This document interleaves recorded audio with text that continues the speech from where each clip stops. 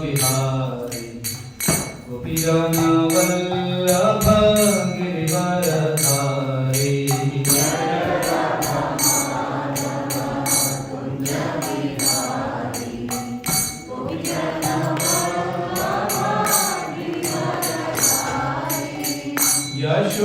यशोदनंदना व्रज जनरंजना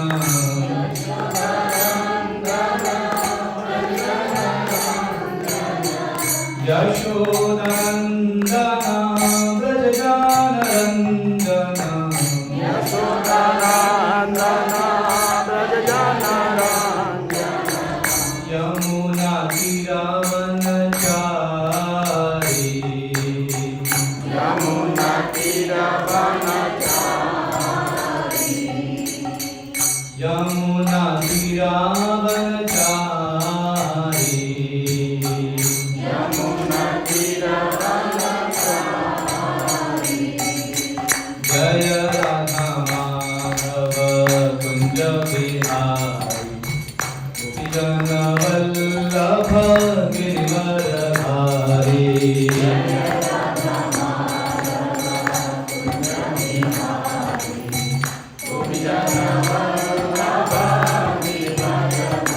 जय राधा माधव कुंज बिहारी गोपीजन वल्लभ गिरिवरधारी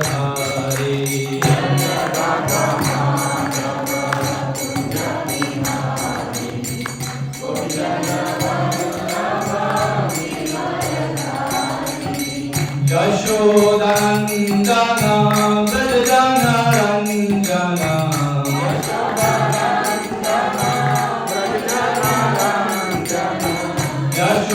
यशोदनंदना व्रज जनरंजना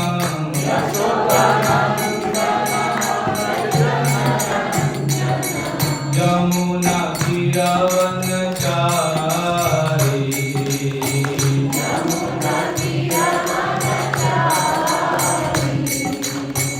यमुना तीरवनचारी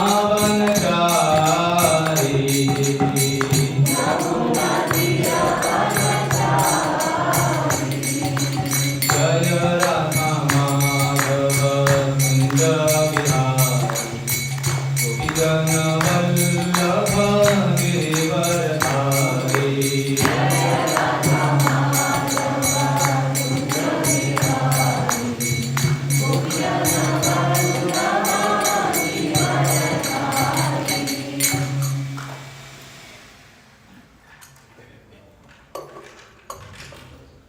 ओम नमो भगवते वासुदेवाय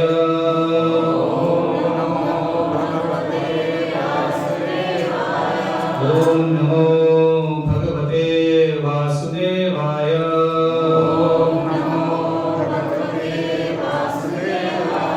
ओम नमो भगवते वासुदेवाय नारायणं नमस्कृत्य नरं चैव नरोत्तमं देवीं सरस्वतीं व्यासं ततो जयमुदीरये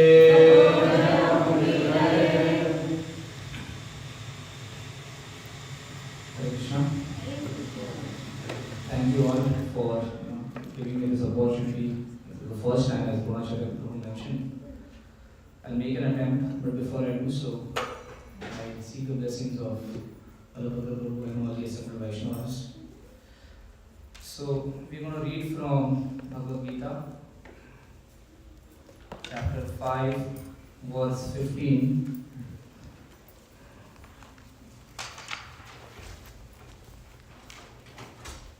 Sorry, verse 16. But verse 15 and 16 can be combined together. Krishna is describing the problem and the solution to that problem.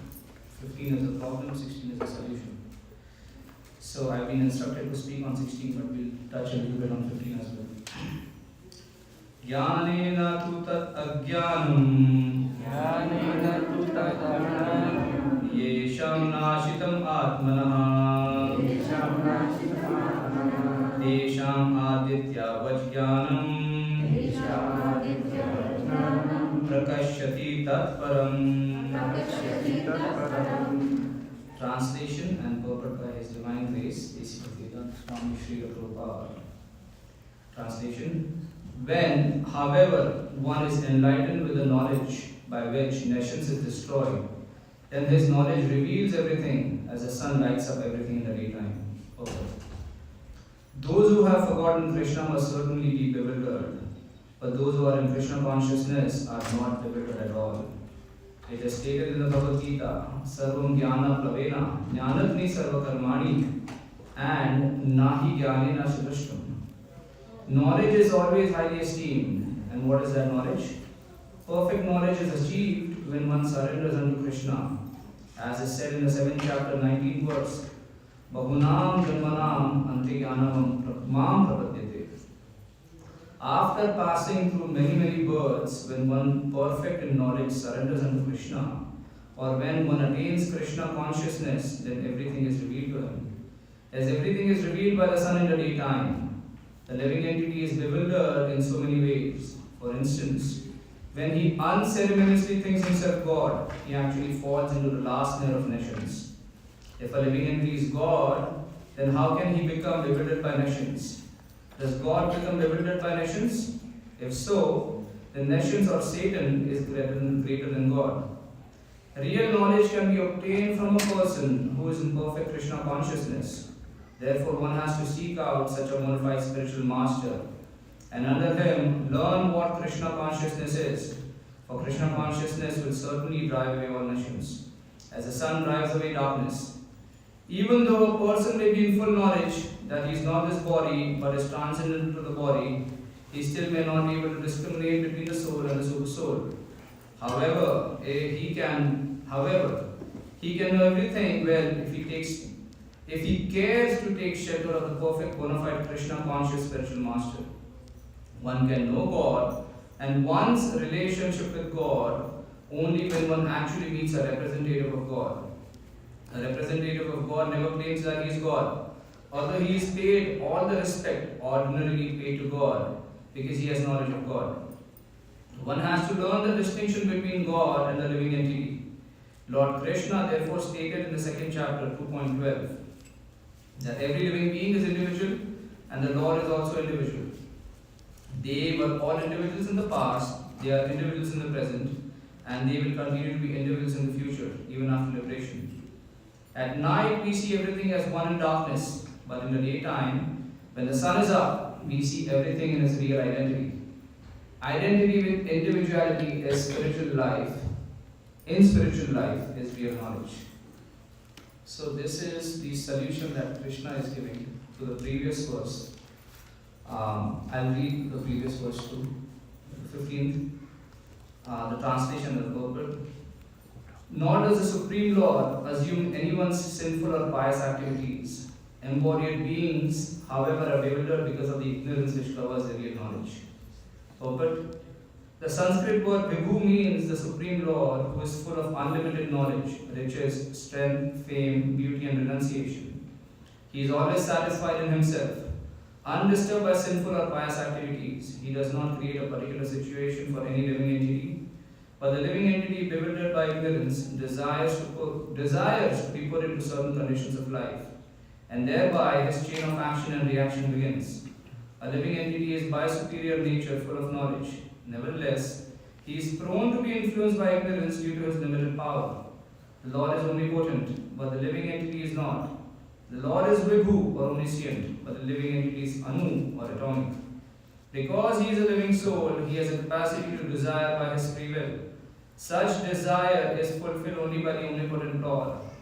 And so, when the living entity is bewildered in his desires, the Lord allows him to fulfill those desires. But the Lord is never responsible for the actions and reactions of the particular situation which may be desired. Being in a bewildered condition, therefore, the embodied soul identifies himself with the circumstantial material body and becomes subjected to the temporary misery and happiness of life. The Lord is a constant companion of the living entity as Paramatma or the Super Soul. and therefore he can understand the desires of the individual soul, as one can smell the fragrance of a flower by being near it. Desire is a subtle form of conditioning for the living entity. The Lord fulfills his desire as he deserves. Man proposes and God disposes. The individual is not therefore omnipotent in fulfilling his desires. The Lord, however, can fulfill all desires, and the Lord, being neutral to everyone, does not interfere with the desires of the minute independent living entities. However, when one desires Krishna, the Lord takes special care and encourages one to desire in such a way that one can attain to him and be eternally happy. The Vedic hymns therefore declare, Esa hi eva sadhu karma karyati tam yam ebhyo lokhebhya unisate Esa eva sadhu karma karyati yam adho nirishate. The Lord engages the living entity in pious activities so that he may be elevated. The Lord engages him in impious activities so that he may go to hell. Kaustaki Upanishad 3.8. Similarly, the Mahabharata, Vanaparva 31.27 states, Agno jantur anishayam atmanaha sukha dukhayo Ishvara prayarito gachet swargam vasva abhram evacha. The living entity is completely dependent in his distress and happiness. By the will of the Supreme, he can go to heaven or hell, as a cloud is driven by the air. Therefore, the embodied soul, by his immemorial desire to avoid Krishna consciousness, causes his own bewilderment. Consequently, although he is constitutionally eternal, blissful, and cognizant, due to the littleness of his existence, he forgets his constitutional position of service to the Lord and is thus entrapped by nations. And under the spell of ignorance, the living entity claims that the Lord is responsible for all his conditional existence. The Vedanta Sutras 2.1.34 also confirm this. Vaishamya Nigrine na sapeshvat tatahi darshati. The Lord neither hates nor likes anyone, although he appears to. So,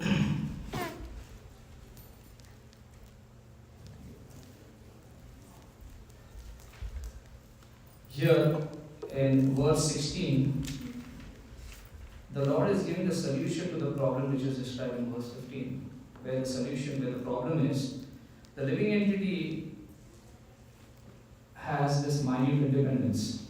Living entity is part and parcel of Krishna, qualitatively one, with Krishna quantitatively different. And Mahaprabhu mentions about this philosophy of Achintya Bheda Abheda Tattva, where the living entity is described as qualitatively one, quantitatively different from Krishna. Because the living entity has minute independence, the living entity misuses this minute independence, which is the root cause of the problem, as we know. Here, because of this minute independence that the living entity possesses, it has this natural ability to come under the purview of the material energy of the Lord, or Maya Shakti. And that is what we call as ignorance. Ignorance is compared to darkness, and knowledge is compared to light. In the 16th verse, Krishna says that light or that spiritual knowledge which is related to Krishna is like the sun, Aditya Varnam.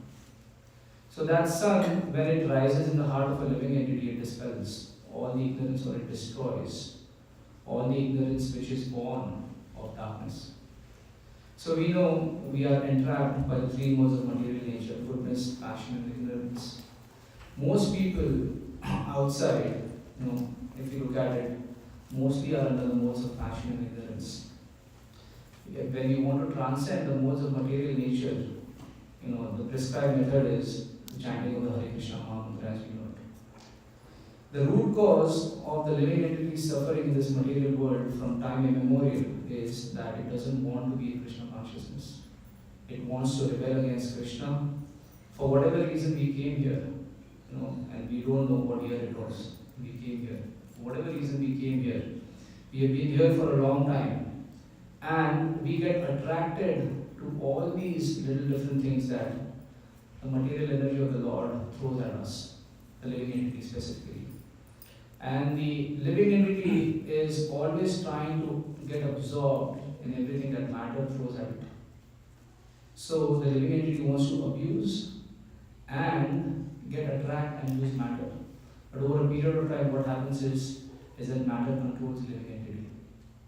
Unless this ignorance is dispelled, the living entity gets continuously recycled in different species of life. And it goes on and on and on, and we know there are 8.4 billion species. So coming out of that ignorance or coming out of that illusion is not so easy. But Krishna mentions here, the solution is given in verse 16, where that knowledge, that spiritual knowledge, or that knowledge which is related to Krishna, if that arises in the heart of a living entity through the medium of a bona fide spiritual master, then that change happens gradually over a period of time. That is why Prabhupada stressed a lot on association. Association matters a lot. One may not control. Association changes everything. It's a game changer. If you're associating with like-minded devotees who are on the progressive path of devotional service, it is guaranteed that you will also progress. But you're associating with persons who are anti-Krishna consciousness, who don't believe in God, whose only aim in life is work hard and party harder. Over a period of time, you will also be influenced by that same motto.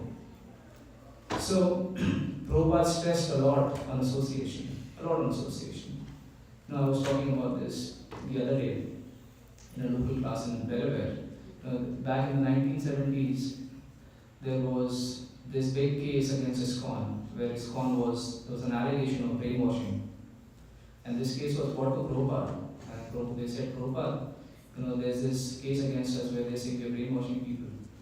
And Prabhupada said, if a person doesn't know the difference between body and the soul, that person doesn't possess a brain. Where is the question of brainwashing? So the idea is, people have no idea what's going on. People just identify with this body as the end of it. This body which is made of matter, the 5 elements. As soon as the body is finished, everything is finished. But no. After reading a scripture like Bhagavad Gita, we come to know that this body is just a passage, or it's just a vehicle for the soul to migrate or transmigrate from one body to the other body, depending on their karma. But that can be stopped. It is not that it will go on perpetually. Again, that's why Krishna stresses here, and Prabhupada gives a beautiful quote about desire. It all depends on the desire of a living entity, how they want to take it. Do they really want to end what's going on? Or do they want to keep on, let it be the way it's happening, this is it. So desire is very, very, very important. How we desire, what we desire. And Prabhupada used to stress on this a lot. That the desire of a human being is of utmost importance. Because what you desire, the super soul, depending on what your karma is, will fulfill. That is basically one of the functions of the super soul sitting in our heart. So, the desire of a living entity depends on other factors too. Again, we go back to the association, how we associate, where we associate, what is our upbringing. It all matters. But as soon as one comes into the association of devotees or under the guidance of a bona fide spiritual master, that desire tends to get purified. And that shining lamp of knowledge that we were talking about, that comes about. Here, we'll take a few examples from the Shastras as to why desiring or being one in desire, as mentioned in the 12th verse of this, chapter 5.12, Yukta karma phalam tyakta, shanti natto vineshti, ayukta kama karena, pharisakto nipatyate, where Krishna is mentioning that one who is in union with me has the same desire, oneness of desire. That person is at peace. That person gets everlasting peace, lasting peace, unflinching peace. That peace doesn't go away. That person who has oneness of desire with Krishna. But one who doesn't have oneness of desire with Krishna wants to enjoy separately and take or make use of Krishna's material energy to their utmost. That person keeps on getting recycled, not that person, that living entity, by the way. So we'll take a look from the Shastras about a few of these personalities who, even though they had a chance to take up the Krishna consciousness and make their life successful, they wouldn't do it because of association and because of the influence of power in their head and because of the need or want, if you will, to completely abuse the material energy of the god. So the first example I would like to highlight is Dhritarashtra from Mahabharata. So Dhritarashtra, as you know, was an emperor of planet Earth for a long period of time. So he was, by the will of providence, made the emperor. He was not qualified to be an emperor, of course, because he was blind. But even qualitatively, he was not fit to be an emperor. But by the will of providence, he was made an emperor. And when the time came for Yudhishthira Maharaj to become the king, Hastinapur should have been given to him. But Dhritarashtra, because of his so much attachment for his elder son Duryodhana, he couldn't just let it go. And he had been on the throne for a long time. So he just couldn't let it go. What happened afterwards, we know, is that Yudhishthira Maharaj got a piece of land called Khandoprast, which is near modern day Delhi. And this place was just a desert. There's nothing, it was barren land. So Yudhishthira Maharaj, who had taken a vow of not complaining against his superiors, just accepted that piece of land called Khandoprast. But Yudhishthira Maharaj had Krishna with him all the time. So by Krishna's mercy, that Khandoprast was transformed into Indraprastha. And over a period of time, Indraprastha's influence spread far and wide. It was more beautiful, it was more religious, it had more people, it was more prosperous than Hastinapur. And this, after Indraprastha was created, Yudhishthira Maharaj performed a Rajeshwari Yajna, which proclaimed him to be the emperor of planet Earth. And when Duryodhana saw this, he became envious, as we know, and then he complained to Dhritarashtra. And Dhritarashtra was so attached to Duryodhana that he would only listen to him, although he had very good counselors next to him, counseling him every time. So, as we know, a gambling match was arranged. Shakuni cheated, Indraprastha was lost, they were exiled to the forest for 13 years. 13 years were done, they came back asking for what was rightfully theirs. They did not ask for Hastinapur, by the way. They asked for Indraprastha. And what was Duryodhana's answer to this?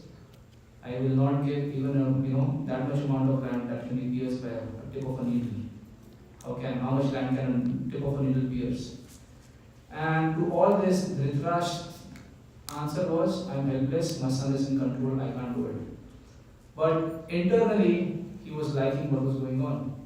He did not want to give up. So his desire was against Krishna's desires. And look at it this way, Dhritarashtra is not an ordinary personality. He was the son of Vyasadeva. Who's Vyasadeva? Krishna. Literally incarnation of Krishna. He was getting constant counseling from Vyasadeva. He was getting counseling from his uncle, who is Bhishmadev. Who is Bhishmadev? A Mahajan. His uncle. He was getting constant counseling from Vidur. Who is Vidur? Yamraj, a Mahajan. He got counseling from Narad Muni. Who is Narad Muni? A Mahajan. Maitreya Muni. He also had other rishis and sages come and counsel him on why he should not keep Indraprastha, listen to all this wise counseling around him and give back. Forget all this. He had a personal vision of Krishna. When Krishna came as a messenger of peace to Hastinapur, Dhritarashtra was born blind, had never seen anything in his life. But for a few minutes or few moments, Krishna granted him divine vision so that he could see him. And Dhritarashtra saw Krishna's partial universal form right there in his sabha. And he saw Dronacharya and Bhishmadev praying to Krishna. And he could see Krishna. And yet, he could not come to terms that I should give it away. Although Krishna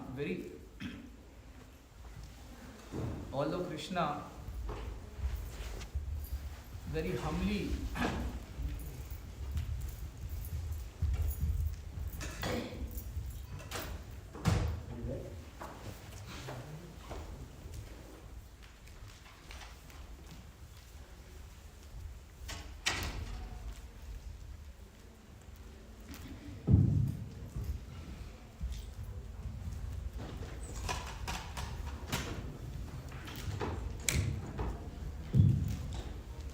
although Krishna requested very humbly to Dhritarashtra to give away what was rightly requested by the Pandavas, Dhritarashtra again, only explanation was, I'm not in control, the river is in control. So, desire for sense enjoyment is the root cause of suffering as per the Shastras. And desiring separately is the root cause of suffering. Contrast this with what the Brajvasis did when Krishna was around. Contrast this with Dhritarashtra's behavior. Dhritarashtra had all the wise counseling in the world, but he wouldn't listen because he just wanted to enjoy separately. Contrast this to what the Brajvasis did. Before Krishna appeared in Gokul, Krishna did not appear in Vrindavan, Krishna appeared in Gokul, right?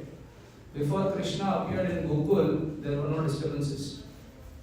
Nothing was, life was very cool, everything was normal, no demons. Nothing was going on, they were simple cowards and farmers, and life was very normal.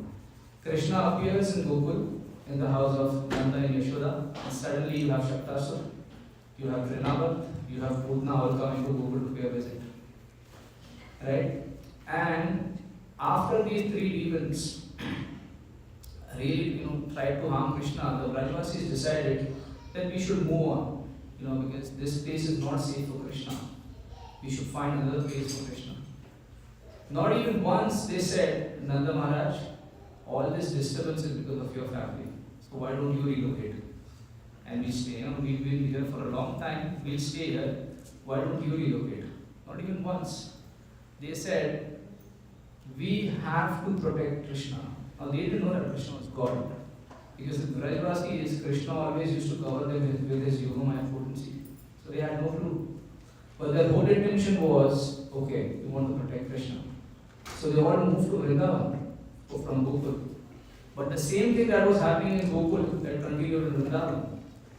You had Aghasur, Keshi, Arishtasur, Vyomasur, Daksasur, all these demons coming, and Aghasur in fact tried to kill all the coward boys too, along with Krishna. So all these demons coming and trying to harm the Brajvasis. Yet, not even once they thought, okay, we should be separate from Krishna. Whatever Krishna wants, we want to do it. So oneness in desire. That is what Prabhupada is mentioning here. From in verse 12, in verse 16, as a solution to the problem of why we are here. Oneness in desire with Krishna. So the Brajvasis were always in oneness in desire with Krishna. Take the example of Govardhan Hill pastime, where Indra was so aggressive. So what did Krishna do? We all know the story. This is a very famous story. But the lesson from this story is, what is Krishna doing here? They were following a ritual. The Brajvasis were following a ritual which was going on for centuries, for generations. And here comes a small boy and he tells them, stop doing what you're doing. It doesn't make any sense. Indra should be providing rain without you worshipping him. That's his duty. That was Krishna's argument. That is his duty. There is no point in doing a separate yajna just to please him. He has to give rain. He's been appointed for that purpose. He's a god of rain. And the Brajvasis, they love Krishna so much, they said, fine, if you say so. And then they start worshipping Govardhan Hill. So Krishna's whole idea was bring Indra from the high position that he is on. Why? Because that's gone to his head. That has gone to his head, and because of which he thinks that he is all powerful. And Prabhupada mentions in the purport, a living entity has tendency to feel that he has become God, other than in the of nations. And Indra was actually behaving like that. He wouldn't listen to Brihaspati, and he did not acknowledge Krishna's supremacy in this case. And when he got to know from Samarthaka that the Brajvasis have stopped worshipping him, and instead they are worshipping a mountain, first he thought it was a joke. Why would somebody worship a mountain? There is no example like that before. But when he got to know that Samarthaka was serious, he said, okay, you know what to do, just destroy them. As simple as that. So for 7 days and 7 nights, it rained in Vrindavan, and it is said every drop was like a pillar. Every drop was like a pillar. Now this Samarthaka clouds or rains, they come in during when the universe is about to be destroyed, when Brahma sleeps. that is the time, the Pralaya. So it rained so heavily, but again the Shastras explain not even a blade of grass was impacted which was on Govardhan Hill, not even a blade of grass. And underneath, Krishna was playing sweet music on the flute, and all the Brajvasis were having a good time. After 7 days and 7 nights of incessant rain, Indra comes to know from Samvartaka that nothing has happened. Nothing has happened. And first of all, he just couldn't digest it. Why? Because this had never happened before. If the storm clouds rain, there will be destruction. But this time nothing happened. So he wants to come down. He comes down personally on Airavat, what's going on. And he figures out and he sees it that nothing had happened. Krishna was there playing on his flute. The Brajvasis were dancing. They were having a good time. That's it. And then he starts throwing weapons. Not understanding that Krishna is the Supreme Lord. All his powers, all his weapons, everything comes from Krishna. But again, even Lord Shiva cannot win in battle, cannot vanquish Krishna. Who is Indra? How will Indra stand against Krishna? Even Lord Shiva cannot. So again, Indra comes to his senses, begs forgiveness. The point here is, Indra wanted to prove that he was so powerful that he could stand up to Krishna. And when one comes under the influence of darkness or ignorance, as Prabhupada mentions here, that living entity starts thinking himself as God. Now, Indra, although he is a demigod, is also a living entity.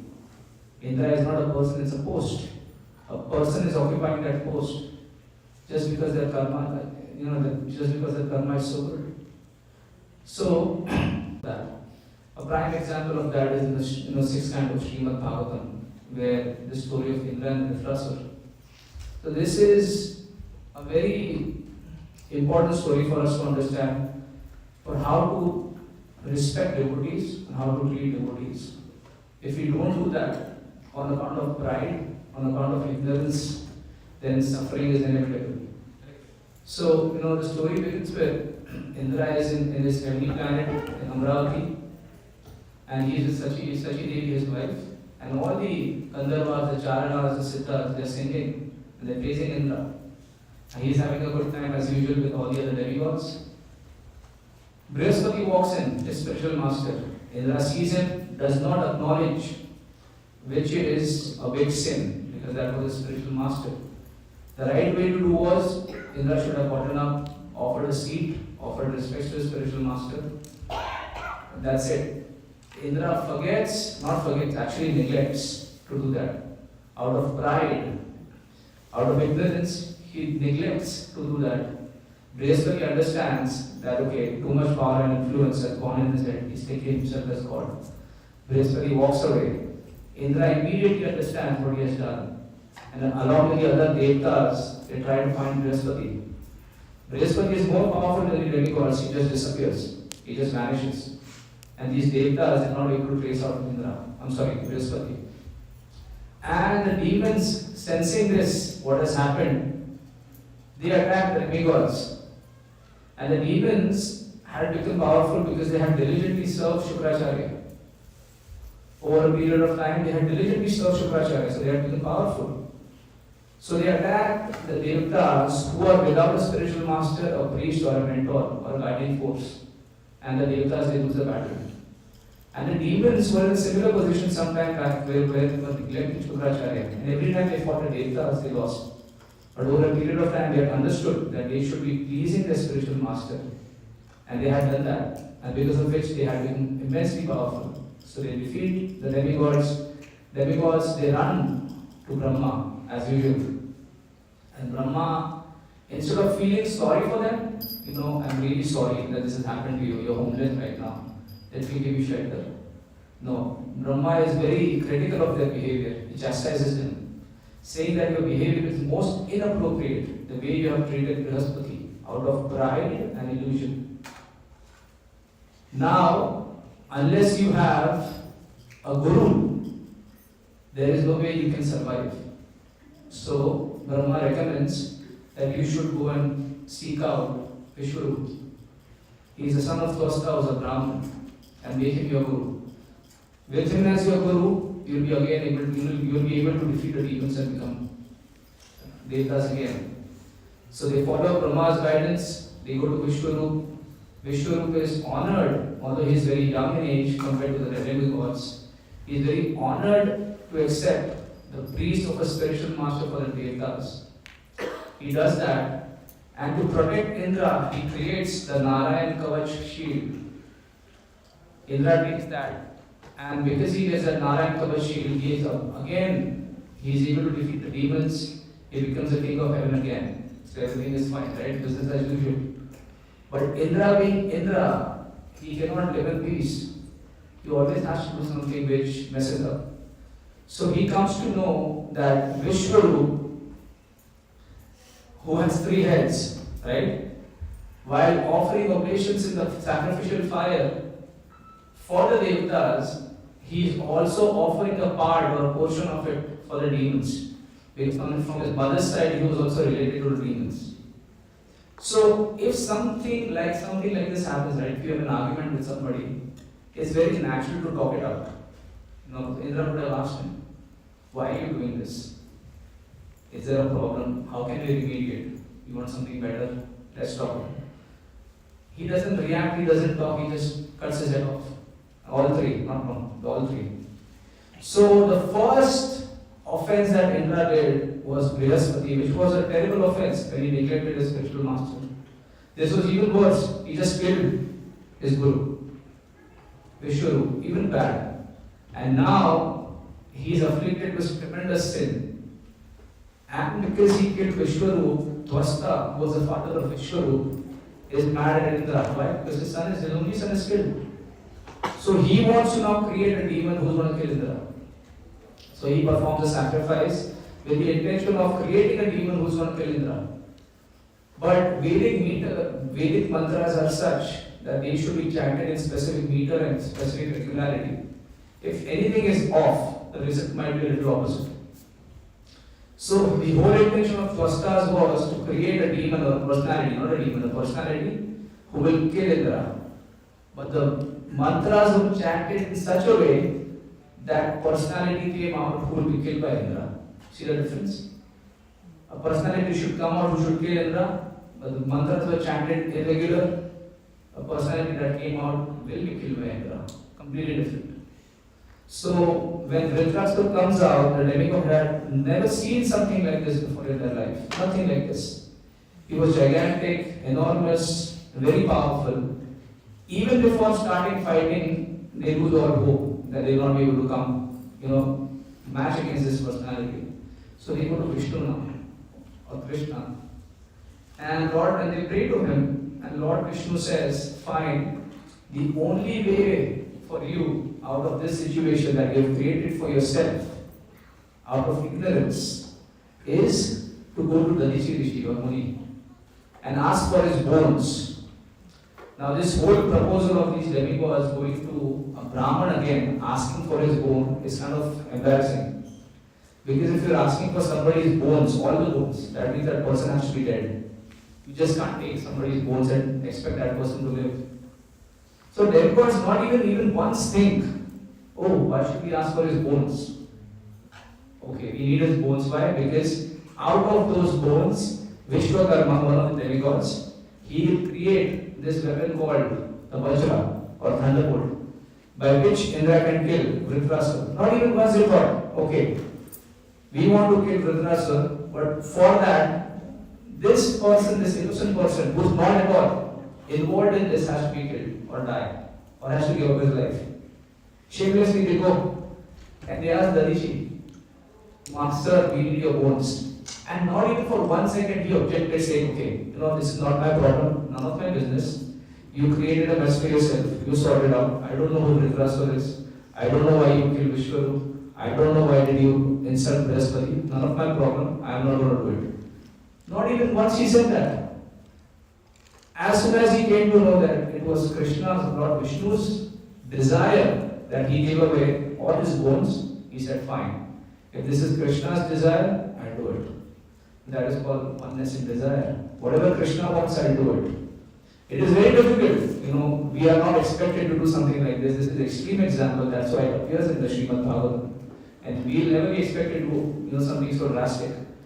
But the point here is oneness and desire. As soon as he came to know, if Krishna wants me to do it, fine. My whole life is for Krishna, death also for Krishna. So he said, fine. So on his own account, he gives up his body. All that is left are his bones. And Vishwakarma takes it, fashions Vajra, undergold. And that Indra uses to be the Dhritarashtra, who is also a devotee. Although that Vajra or that undergold was invested with the power of Lord Vishnu, it still took Indra 1 full year to kill Dhritarashtra. 1 full year. He actually, technically, he did not kill him. Dhritarashtra had already given up his body thinking about the Supreme Lord because he was a great devotee. But Indra was trapped inside the body of Dhritarashtra in the battle. And when he was trapped inside the body for a year. But the point is, just because Indra wanted to lord over the material nature, or Indra wanted his desires to be fulfilled, to be the kingdom of, to be a king of heaven, so many different types of issues came about. He offended Brihaspati, he killed Vishwarup, Dadishi Muni had to give up his life, and a great devotee like Dhritarashtra had to die.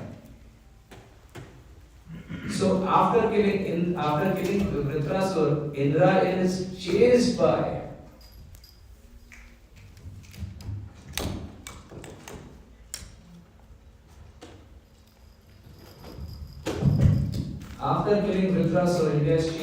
Indra is chased by sin personified, and Indra then has to go take shelter of Mother Lakshmi, and he performs seva or tapasya for 1,000 years, and a temporary Indra is placed.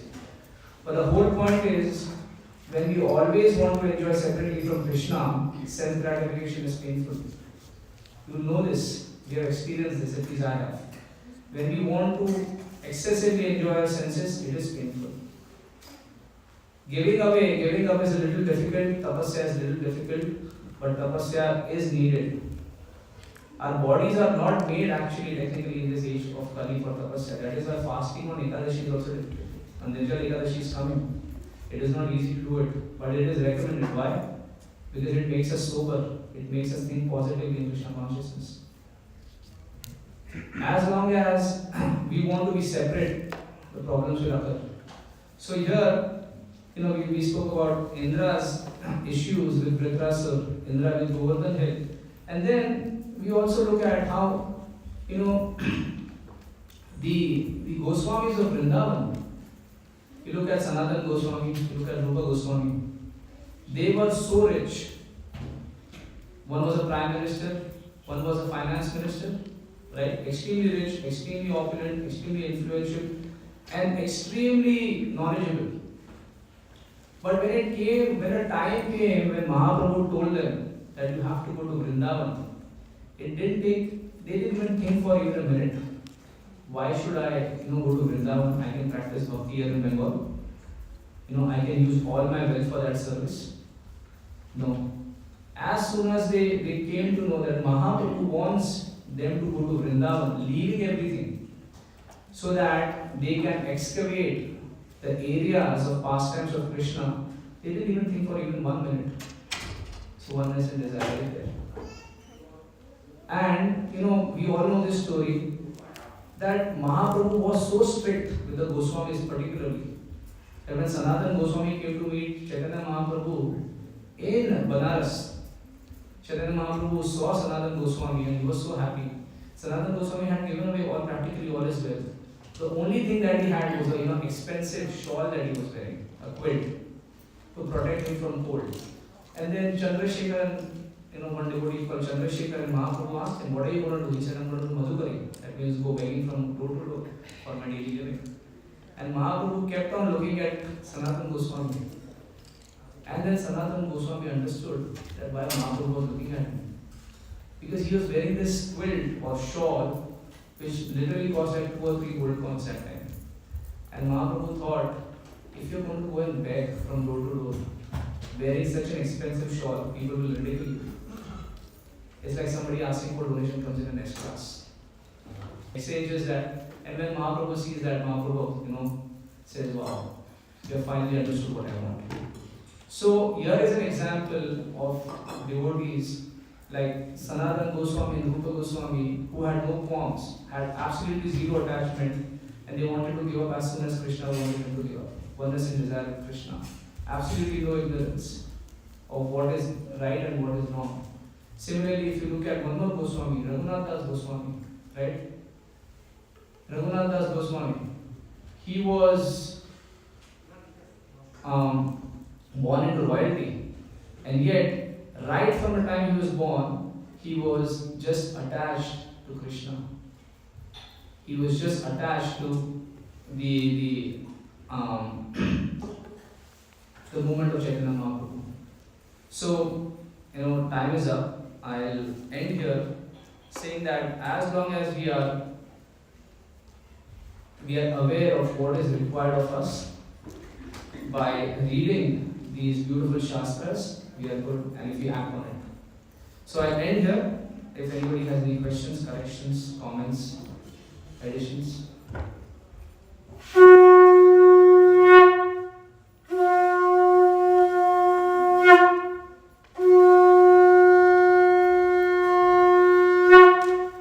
Thank you so much. Srila Gopal ki Jai.